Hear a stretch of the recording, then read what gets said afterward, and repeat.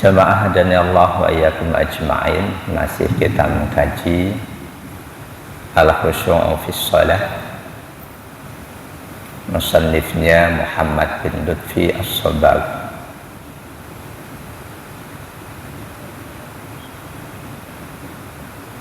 Wa 'alaika ya akhi alla tata'ajjala fi ada'is shalah. Nasihat beliau, wa 'alaika ya akhi alla tata'ajjala fi shalah. Tetaplah engkau wahai saudaraku untuk tidak tergesa-gesa, untuk tidak terburu-buru dalam mengerjakan sholat.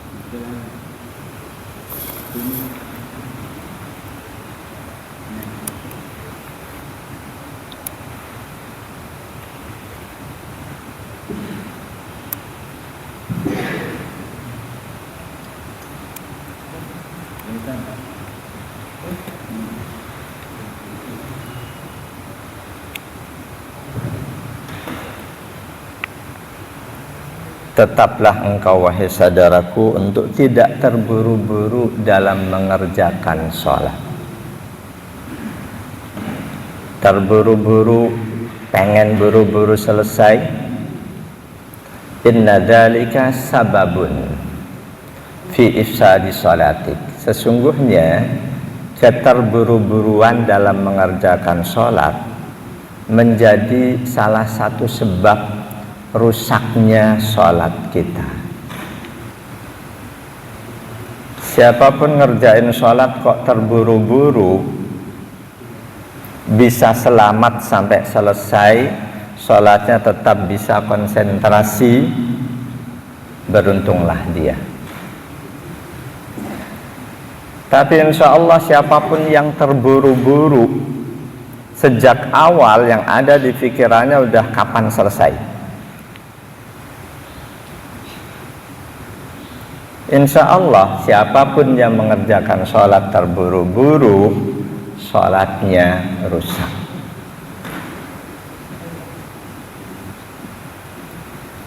Walaqad shalla rajulun amama Rasulillah sallallahu alaihi wasallam fa'asa as-salatah. Pernah seorang sahabat mengerjakan sholat disaksikan oleh Rasul, dan ternyata Rasul menilai sholatnya rusak, sholatnya buruk. Begitu sang sahabat selesai sholat, faqala lahu sallallahu alaihi wasallam, maka Rasul sallallahu alaihi wasallam pun langsung berikan nasihat kepada sang sahabat itu. Dalam semua riwayat hadis tidak disebutkan siapa nama sang sahabat yang sholatnya buruk itu. Nasihat Rasul kepada sang sahabat, irji fasalli fa innaka lam tusalli. Balikin, ulangi sholatmu karena kamu belum mengerjakan sholat. Hadis ini sudah sering kita uraikan secara lengkap.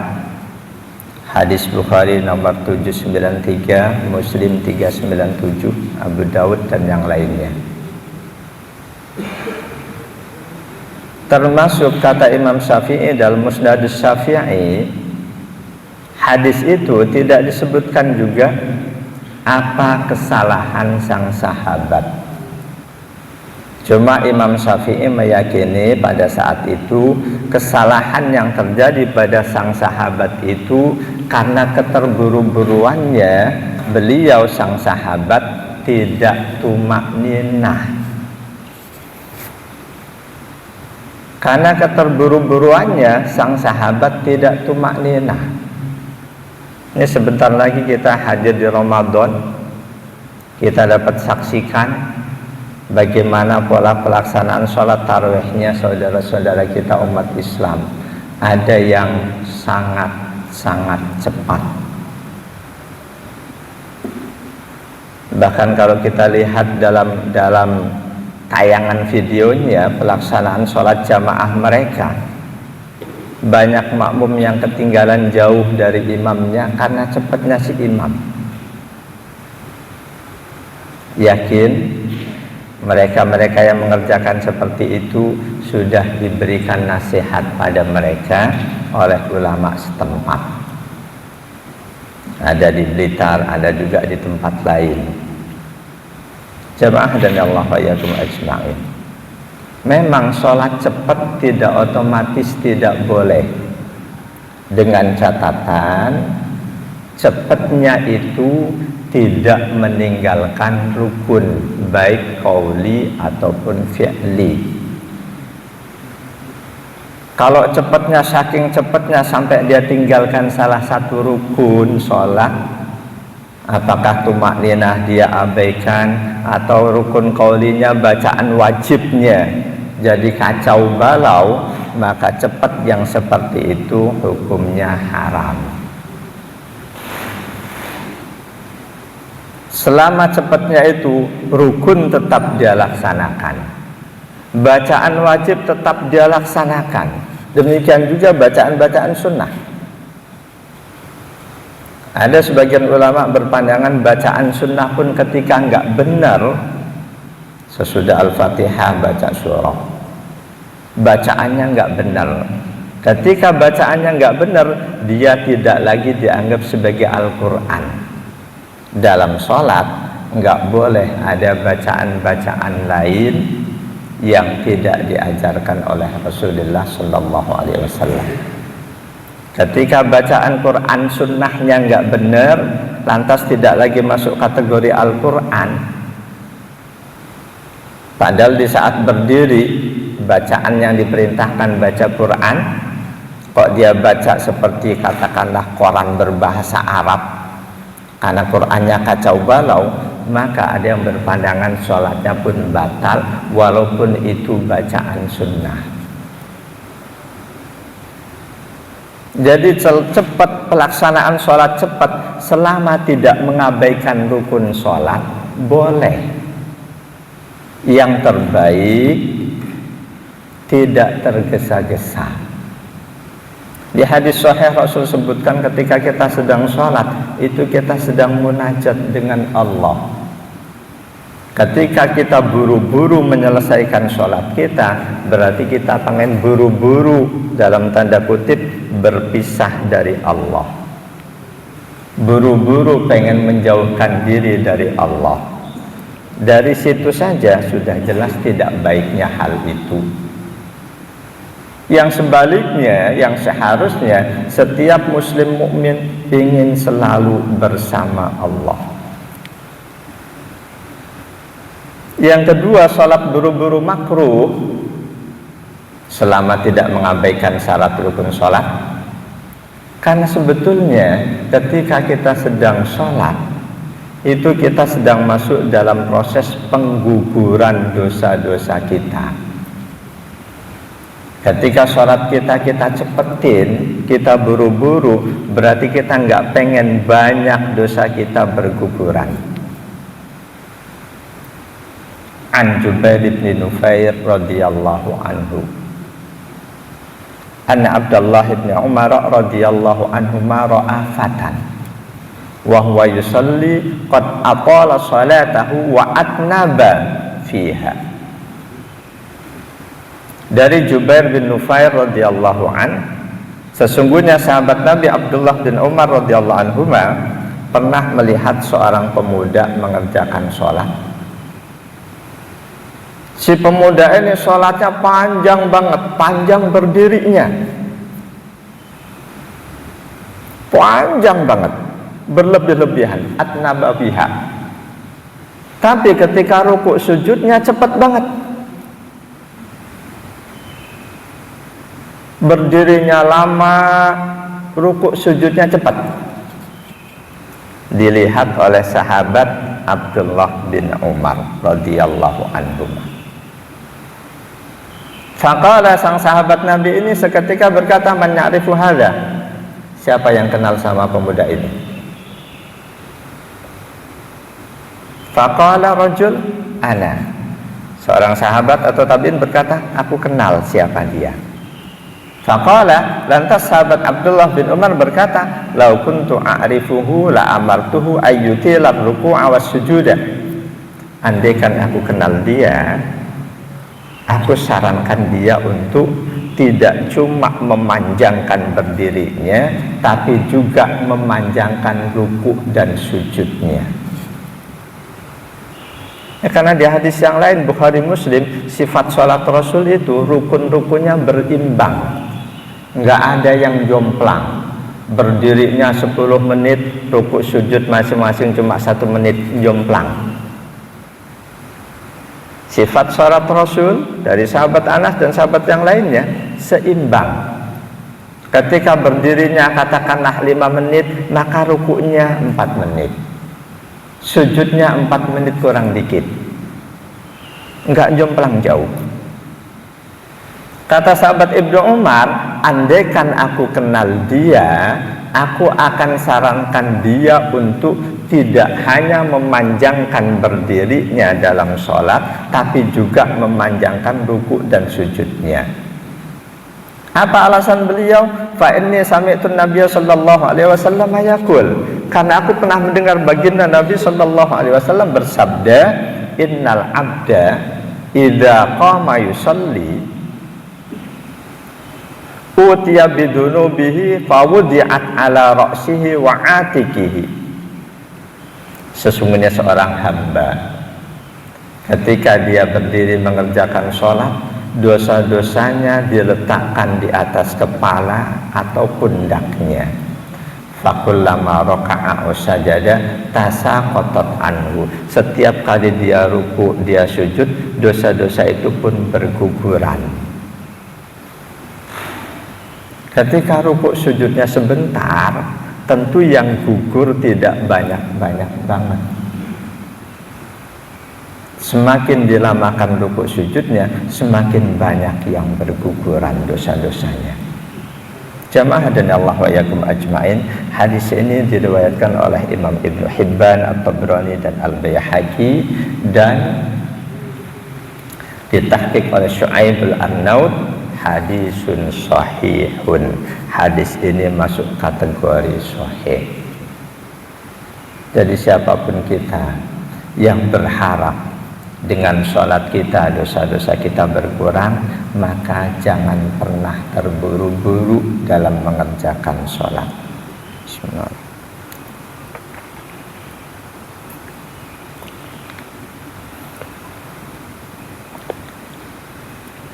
Kalau toh kita sebagai DKM tidak bisa menikmati atau belum bisa menikmati sholat sehingga sholat kita selalu cepat, kasih waktu buat jamaah untuk menikmati sholat sunnahnya. Antara adzan dan iqomah jangan terlalu dipepet-pepetin banget. Waktu yang ada di sini insya Allah sudah cukup. Ini sudah cukup. Paling tidak 10 menit berikan jeda antara adzan dan iqomah, kecuali sholat maghrib. Sholat maghrib sebaiknya kalau toh kasih kesempatan buat jamaah mengerjakan qobliyah, jangan terlalu panjang. Tapi selain maghrib silahkan. Baginda Nabi Shallallahu Alaihi Wasallam sering mengerjakan sholat isya, antara adzan dan qomatnya jauh. Demikian juga sholat subuh, yang karena itu ulama mazhab Hanafi berpandangan sholat subuh afdolnya ketika cahaya matahari sudah mulai menguning. Meskipun mazhab-mazhab yang lain, ulama yang lain tetap afdolnya di awal waktu. Kasih jeda 10 menit itu tidak mengurangi kategori awal waktu dalam pelaksanaan.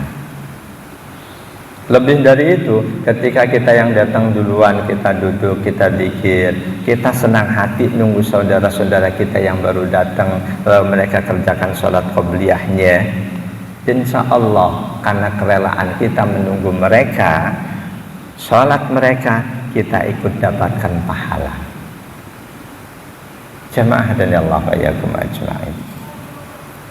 Jadi salah satu kiat untuk bisa mendapatkan kekhusyuan yang diajarkan musannif kitab ini, Syekh Ibnu Sobag, jauhi mengerjakan sholat secara terburu-buru, santai.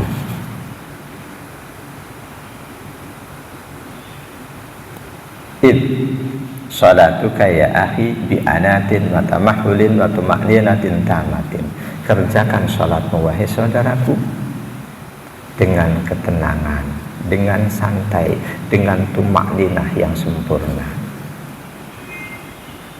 Faghaliban ma takunul ajalatu sababan fi diya'i ma'nal khusyuk. Secara umumnya ketergesa-gesaan itu menjadi sebab lenyapnya, hilangnya makna khusyuk dalam sholat.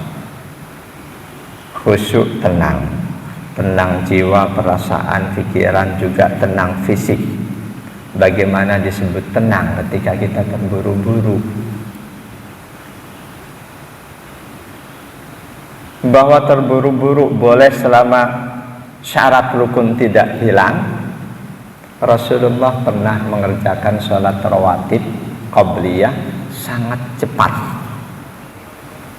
Bahkan saking cepatnya sholat Rasul itu, oleh Ummul Mukminin Aisyah digambarkan seolah-olah Rasul tidak membaca surah Al-Fatihah.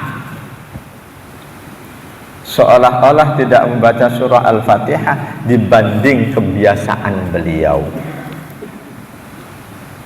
Atau sahabat Ammar bin Yasir radhiyallahu an juga pernah sholat cepat, tidak seperti biasanya.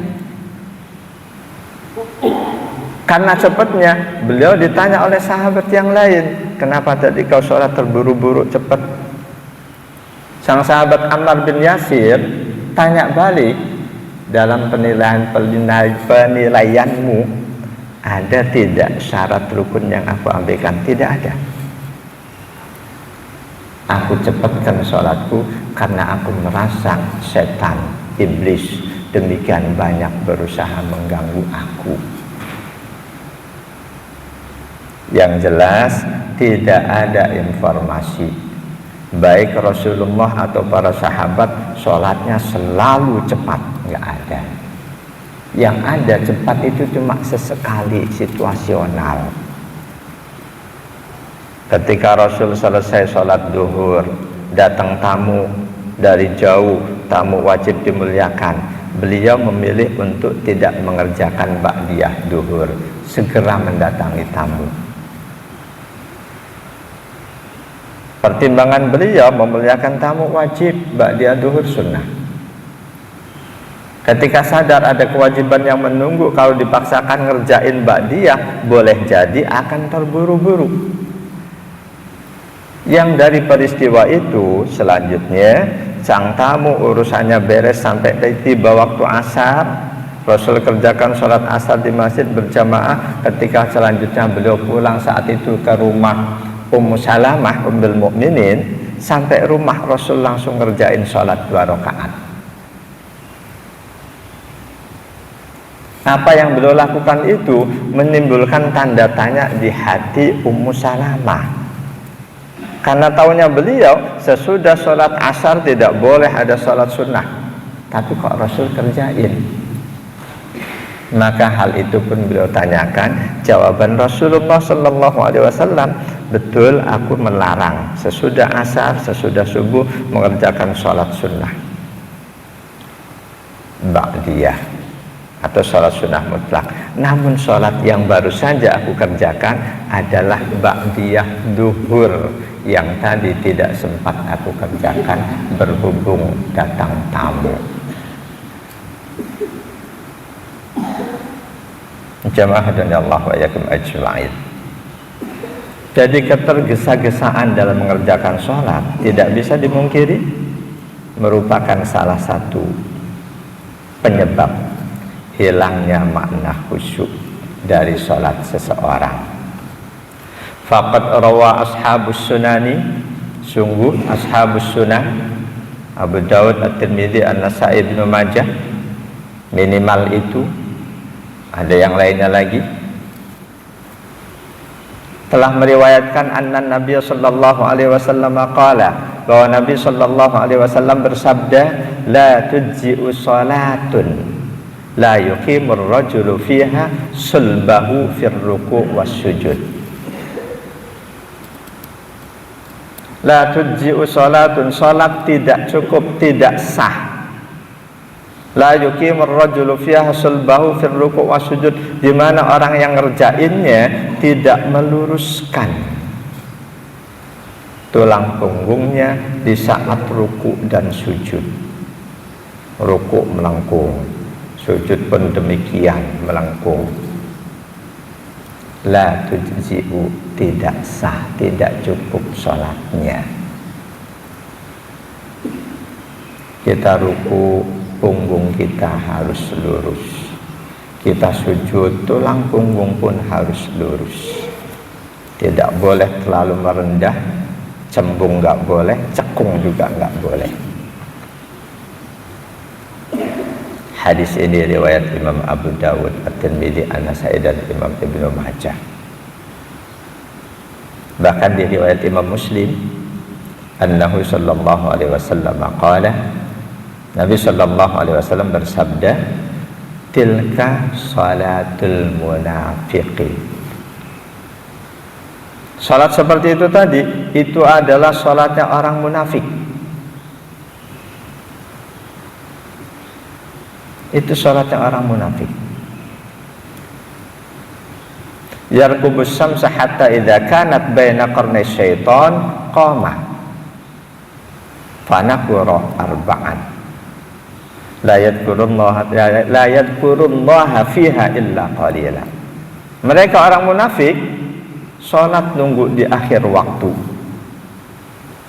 Ketika matahari sudah sesaat mau terbit, buru-buru dia kerjain salat.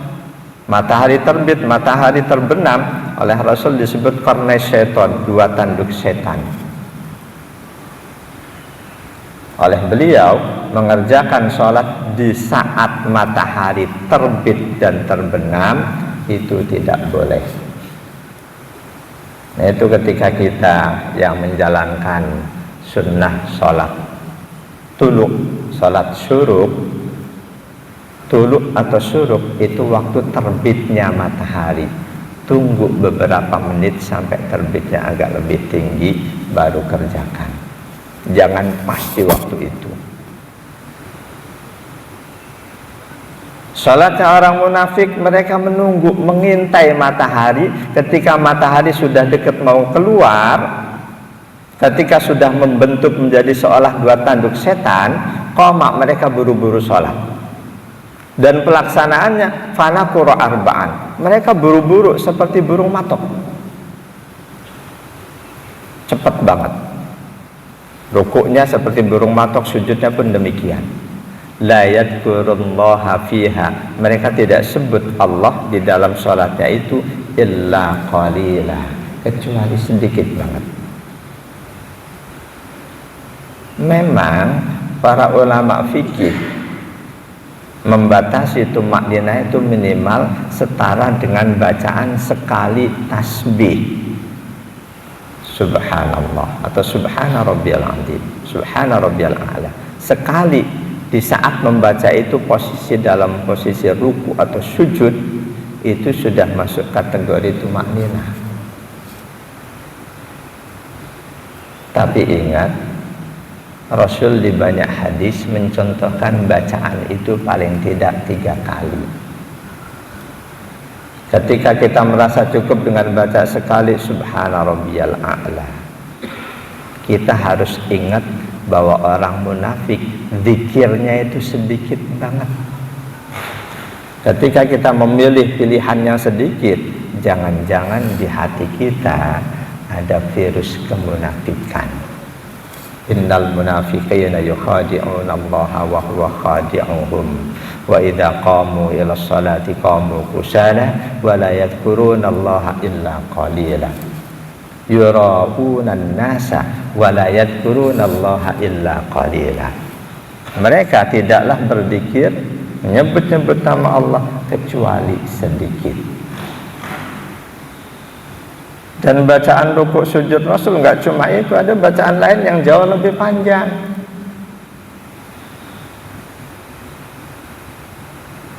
Jadi minimal tumakninah setara 1 kali tasbih. Betul, itu nggak salah. Tapi kita ingat, Orang munafik zikirnya itu sedikit banget. Ketika tasbih kita dalam sholat cuma ambil yang sekali, yang penting sah. Kita masing-masing, kita nggak usah buat orang lain, buat diri kita masing-masing. Apa nggak berarti itu kita nyamain orang munafik dalam sedikitnya kita berzikir? Jamaah dan Allah ayyakum ajma'in.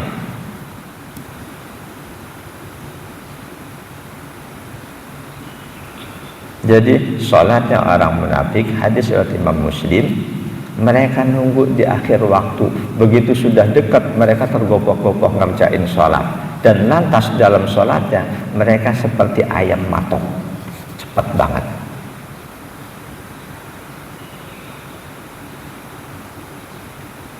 Lengkap hadisnya Adil Allah ibn Abdurrahman, dari Al-Ala bin Abdurrahman radhiyallahu an, annahu dakhala ala Anas bin Malik fi darihi bil Basrah. Al-Ala bin Abdurrahman tabi'in.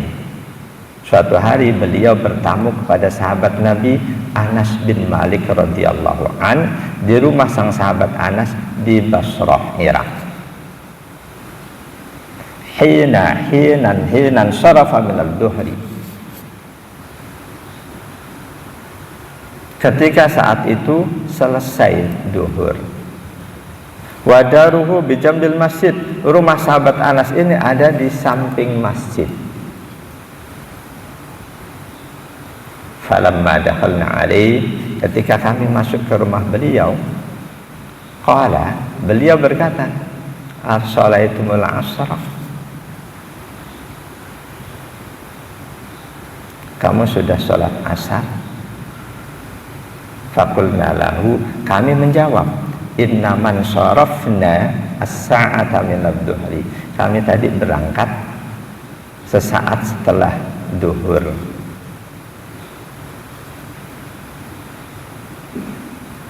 Berangkat sesaat setelah duhur sampai rumah sahabat Anas, waktu asar sudah agak tadi. Qala, sahabat Anas berkata, fasallul asr, kerjakan asar. Fakumna fasallaina, kami pun melaksanakan nasihat sahabat Anas. Ini contoh kita sebagai tuan rumah datang tamu, yang tamu itu perjalanannya belum sampai batas untuk boleh jamak qashar. Ketika kita yakin tamu kita itu belum sholat, sahabat Anas kasih contoh, perintahkan untuk kerjakan sholat. Tuan rumah tidak perlu segan untuk menyampaikan nasihat kepada tamu yang datang.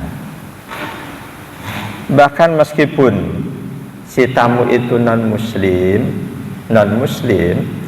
kita jangan hentikan kegiatan baik kita sebagai muslim. Misal kita punya jadwal rutin untuk baca Quran, ada tamu datang, urusan tamu sesaat sudah cukup kita layani, dia masih tetap ingin istirahat, mohon maaf saya tak baca Quran dulu, perdengarkan Quran pada dia. Siapa tahu dengan cara itu Allah buka hatinya. Ada di surah At-Taubah berkaitan dengan hal seperti itu. Ketika ada non-muslim minta perlindungan kepadamu, kasih dia perlindungan. Di ayat ke-6-nya, wa in ahadum minal musyrikin astajaraka fa'ajirhu hatta yasma'a kalamallahi summa ablighu ma'manah dzalika bi'annahum qaumun la ya'lamun. Wa in ahadum minal musyrikin, jika ada seorang musyrik istajaraka, meminta perlindungan kepadamu, boleh jadi dia mau dibunuh sama orang lain, Boleh jadi wilayahnya wilayah perang, dia minta perlindungan pada kita sebagai muslim, fa'ajirhu, berikan perlindungan pada dia. Kita sebagai tuan rumah tetap dengan aktivitas kita. Jangan gara-gara ada tamu non muslim kita ibadah jadi segan, jadi ngumpet-ngumpet. Jangan. Baca Quran, baca hatta yasma' kalam Allah, sampai siapa tahu dia nanti mendengarkan kalam Allah yang kita baca. Allah berikan takdirnya, kehendaknya, mungkin berikan hidayah dan lain sebagainya. Ketika sudah cukup perlindungan kita berikan, summa ablighu ma'mana, lalu hantarkan dia ke tempat yang aman, tempat yang aman ya, di kampungnya dia sendiri. Wa wadaru qaumihi illam yu'minu, jika dia tidak beriman kembalikan ke kaumnya, ke masyarakatnya. Dzalika bi'annahum qaumul la ya'lamun. Hal demikian itu karena mereka adalah orang-orang yang tidak tahu bahwa agama Allah adalah agama yang benar. Boleh jadi mereka nggak tahu kebenaran Islam karena mereka belum pernah dengerin ajaran Islam. Kita baca Quran, kalau mereka orang Arab, mereka insya Allah ngerti artinya. Kita tahu bagaimana kisah hidayah Allah berikan kepada sahabat Umar Ibnul Khattab ketika adiknya dan iparnya sedang baca Quran. Beliau dengerin langsung, Allah masukkan iman ke dalam hatinya. Karena itu ketika kita membaca Al-Quran, apakah melalui pengeras suara, baca dengan suara yang indah. Dengan suara indah, siapa tahu Allah berkehendak, Allah masukkan ke dalam telinga non-muslim, mereka terpikat. Ketika suara kita sember, volumenya tinggi banget, memekakkan telinga, boleh jadi belum mereka sudah antipati. Jamaah dan Allah wa iyyakum ajma'in.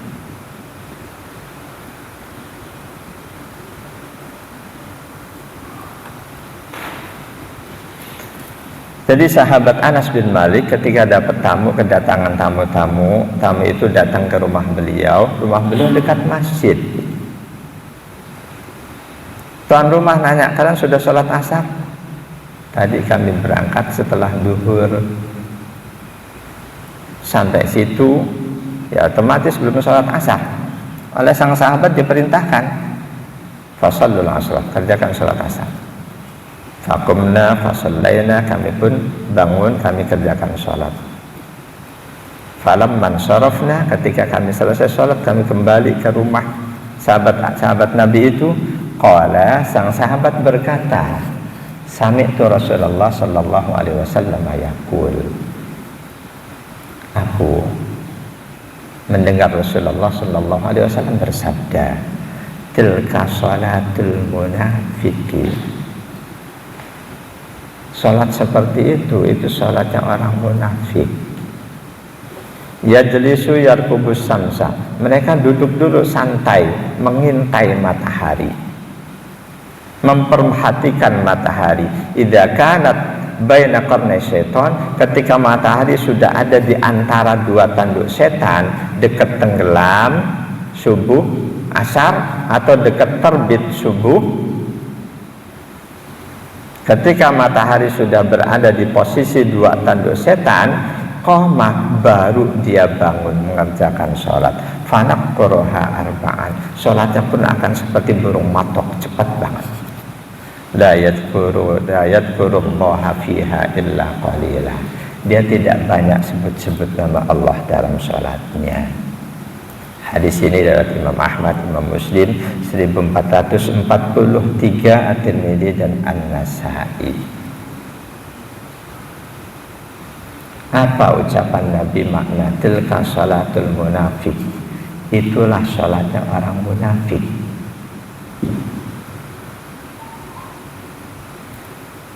Kalimat ini diberikan penjelasan oleh Imam An-Nawawi rahimahullah.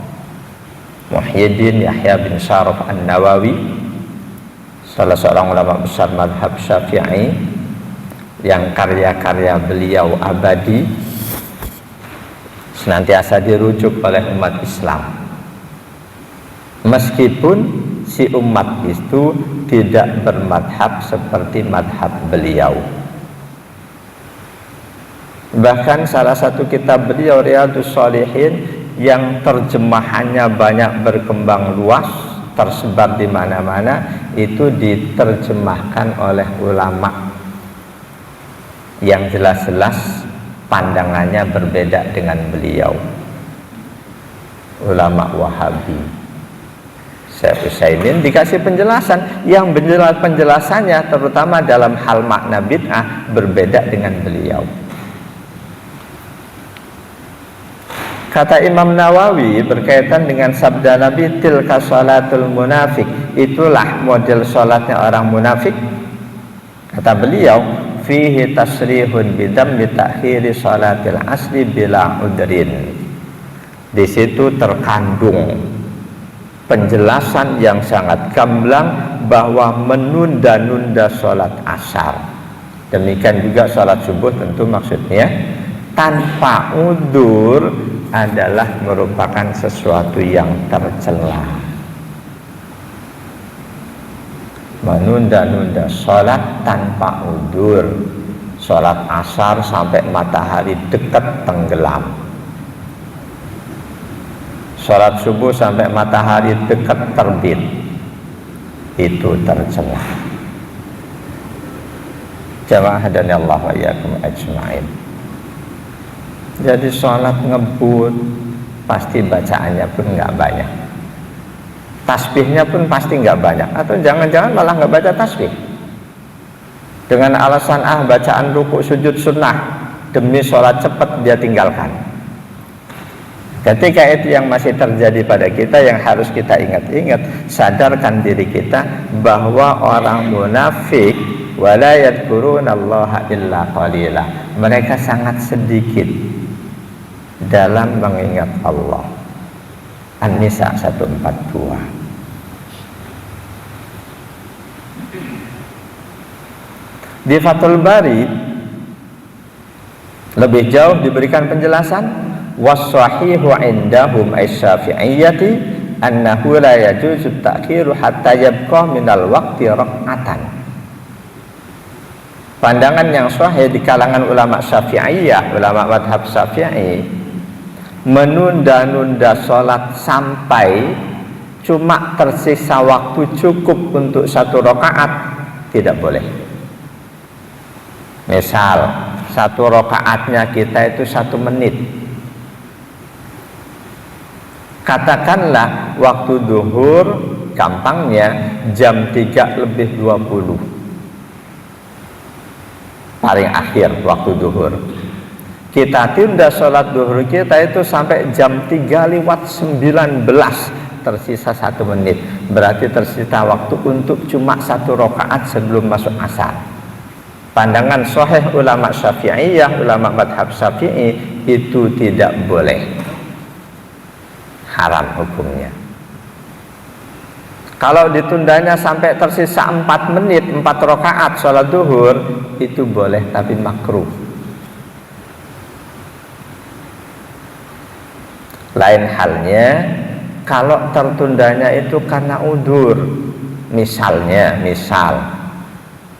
kita betul-betul lupa, kebetulan nggak terdengar azan di mana-mana, kita lagi fokus belajar mutola'ah atau murojaah hafalan kita, begitu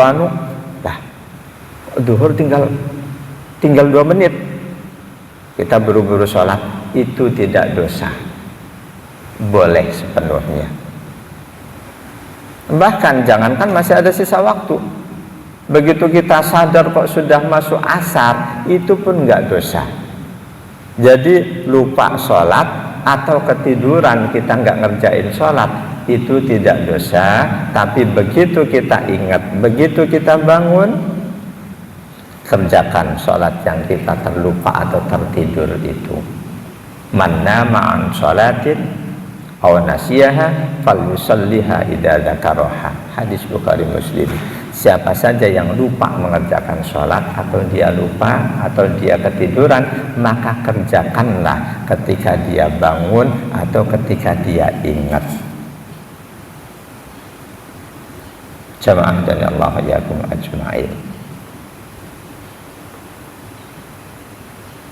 Jadi hindari sikap pengerjaan sholat dengan ketergesa-gesaan. Itu menjadi santapan empuk iblis setan untuk menghilangkan kekhusyuan kita. Iblis setan tidak masalah seluruh muslim mengerjakan sholat dengan kualitas sholat tanpa kekhusyuan. Buat mereka nggak masalah. Yang mereka khawatirkan ketika umat Islam menikmati sholatnya, walaupun memang target besar mereka umat Islam meninggalkan perintah agamanya, target besar mereka. Target kecil, kalau toh nggak bisa diajak meninggalkan ajaran agamanya, biarin tetap melaksanakan perintah-perintah agamanya, tapi tanpa ada hasil, tanpa ada buahnya. Sholat tetap sholat, maksiat jalan seluruh, berarti sholatnya tidak ada buahnya. Dia laksanakan puasa tapi hawa nafsunya masih membuncah-buncah, puasanya nggak ada buahnya. Di antara buah sholat, pengendalian diri dari melakukan kemaksiatan, dari melakukan fahsya dan mungkar. Di antara buah ibadah puasa untuk pengendalian diri supaya kita lebih mampu mengendalikan hawa nafsu.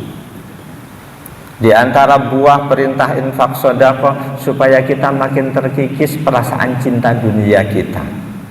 Ketika infak sedekah iya, tapi cinta dunianya enggak kurang-kurang, naudzubillah.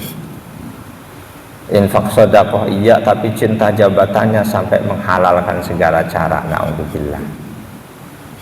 Dengan hidayah dan taufik dari Allah, insya Allah apapun yang Allah perintahkan pasti akan kita dapat laksanakan sebaik-baiknya. Dan karena itu diantara hal yang harus selalu kita minta dari Allah, taufik, hidayah dan maunahnya. Semua